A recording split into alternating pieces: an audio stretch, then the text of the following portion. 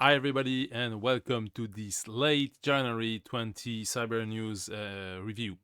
So today, this is what I got for you. Google say that Gemini won't have ads such as ChatGPT is actually bringing to the $8 subscription that I spoke about in the previous days. So that's an interesting take. Yet, you may wonder what's happening, how do they make money out of it? And given the history of Google, I would really wonder about the privacy and how the message you type in it are exploited. I believe there will be no privacy and that the data you put in it will be used to build and enhance the model over time. So know what you use, know what you pay or don't pay for. That's something to watch. But it's interesting. The result will not be polluted by ads, so that's something to consider. Speaking about ChatGPT, they actually roll out age prediction model to detect your age. So depending of your behavior, if the model assume or estimate that you are a teenager, they might ask you for verification.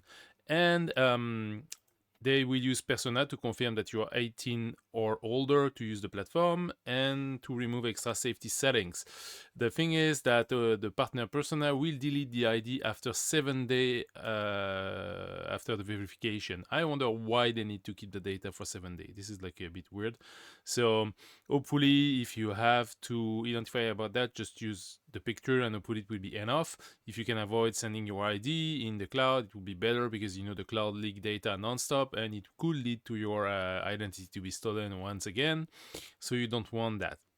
So something to check. Next thing, WordPress ACF plugin.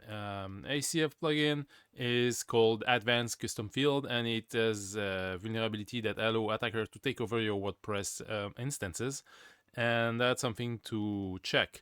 The vendor addressed the problem and released the version 0922. So as usual, if you use WordPress, you should have enabled the automatic update of both the WordPress engine and the plugin that you use. I know, when you release plugins, you may have functionality that disappear or break, but it's better to take that risk than being hacked and having all your data out, because when this is happening, if you store or collect any data, this is becoming a governance nightmare. You need to address the privacy issue, the PI leak and stuff like that. So better patch, and if the functionality is gone, well, you're gonna try and look to fix it.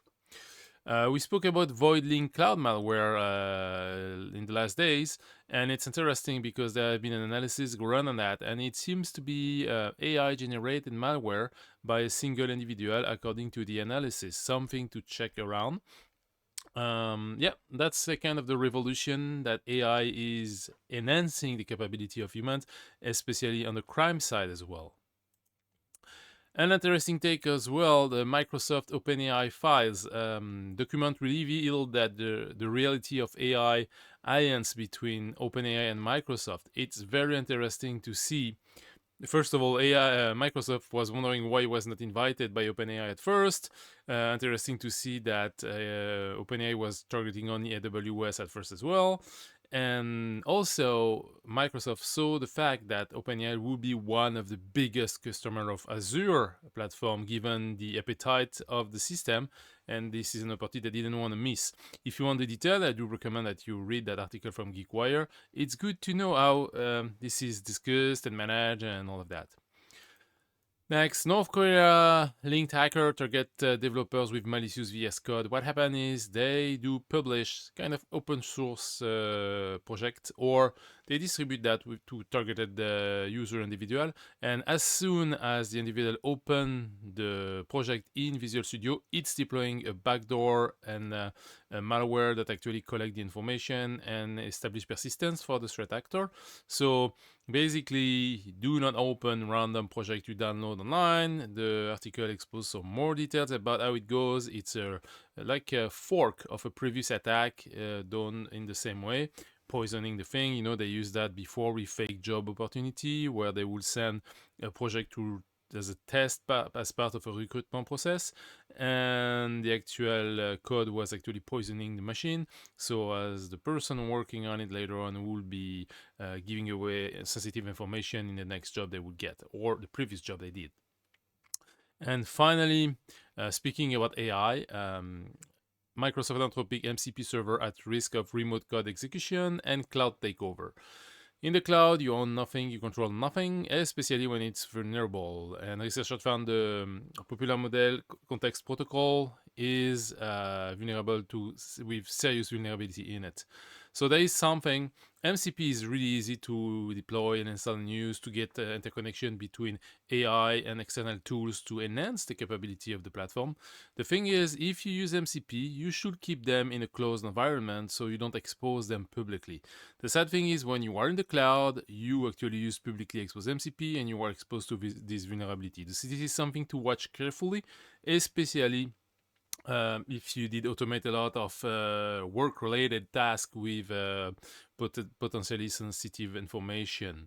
As you can see, in the rush to get to market, and fear, basically they did throw away stuff, go quick and break things. Well, but when you do that, you actually leak data and put customer at risk, market at risk, and break governance and confidentiality, privacy, with potential wider aspects. So this is why it's always good to actually think before adopting new cutting edge tech, because when you do that, you are exposed to this kind of behavior. Something to keep in mind. That's all for today. It's a late wrap. I hope it's gonna bring value to you. As usual, I put the links in the description of the video, and don't forget to subscribe, like, and share. This is growing the channel. This year is my YouTube year, as I grew on LinkedIn, and now I'm developing YouTube as well. Thanks a lot. See you later. And that's about it.